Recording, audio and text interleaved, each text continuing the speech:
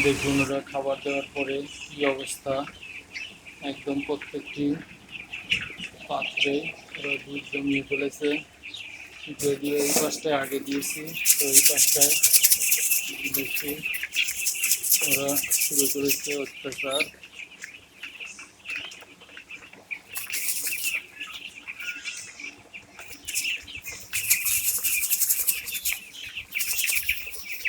তো যা যা ওইদিকে খাওয়ার পাত্রগুলি খালি আছে, লোক যে ওইদিকে ভিড় জমা।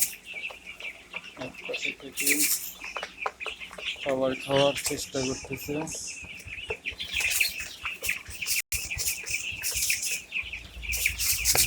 এদেরকে আমি সব জায়গায় এদেরকে ছড়িয়ে ছিটিয়ে দিচ্ছি।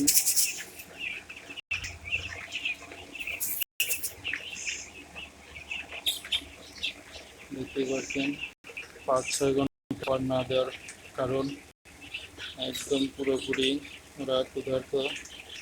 তো এখন খাবারের প্রতি কি মারামারি চারাচারি লেগে গেছে।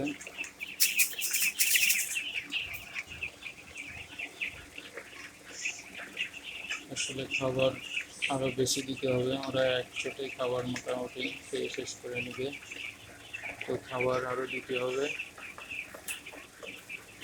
তো খাবার আগে এই কটা শেষ করুক, তারপরে আমি আবার পাত্রতে রেখে দেবো।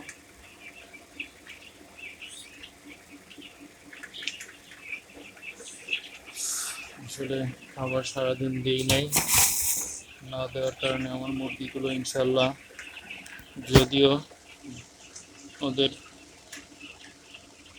ওজনটা আসে নাই, বাট তারপরও আমি খুশি যে ওরা সুস্থ আছে। কারণ খাবার না দেওয়ার কারণে কিন্তু ওদের যে গ্রোথটা আসতো, সেই গ্রোথটা না দেওয়ার কারণে কিন্তু আসে নাই। তো আমার গ্রোথের দরকার নাই, মুরগি বেঁচে থাকুক। কারণ কালকে আমি ওয়েট করেছিলাম, যে ওয়েটটা ছিল 480 গ্রাম, 90 গ্রাম, 500 গ্রামও কিছু ছিল।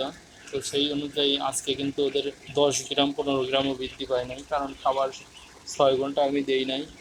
যেটা ওজন আছে 505 গ্রাম করে ওদের গড় ওজন, যে ওজনটা খুবই কম বলা যায়। কারণ এই সময়ে কমপক্ষে 60 গ্রাম 50 গ্রাম ওয়েট বেশি আসবে, কারণ খাবার না খেলে তো আর ওজন আসার কোনো সিস্টেম নাই। তো খাবার খেলেই ওজন আসবে। তো খাবার যেহেতু আমি বন্ধ রেখেছিলাম 5-6 ঘন্টা, তো কেমনে ওজন আসছে এটাই স্বাভাবিক। তো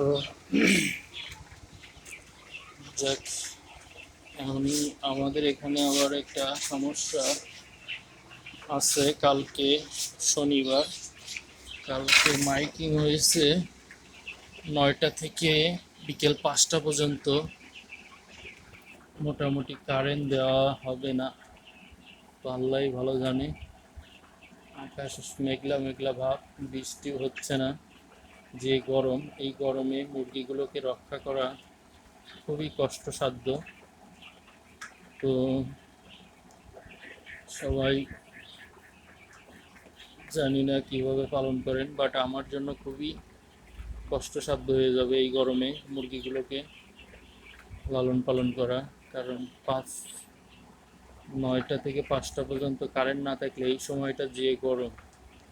এখন আল্লাহর উপরে ভরসা, আল্লাহ যদি রাত্রে বৃষ্টি হয় বা কালকে একটু বৃষ্টির ভিতরে থাকে তাহলেই বাঁচা। তাছাড়া প্রতিদিন যে রোদ ওঠে সকাল 7:30-8টা থেকে, ওই রোদ্রে মুরগিগুলোকে রক্ষা করা খুবই কঠিন। ওদের আশপাশ লেগে যায়। আর কারেন্ট না থাকলে আমি মোটর দিয়ে পানিও দিতে পারবো না, যে চালের উপর পানি ছিটিয়ে দেব, এতে করে একটু ঠান্ডা অনুভূতি হবে। বা ফ্যানগুলি চালু থাকলে ওদের একটা বাতাসে শরীরের একটা এটা ঠিক থাকবে, তাও না। তো দেখা যাক, আল্লাহ ভরসা। বাকিটা আল্লাহর ইচ্ছা। আল্লাহ যদি চায় সব কিছুই সম্ভব, আল্লাহ না চাইলে কোনো কিছুই সম্ভব না।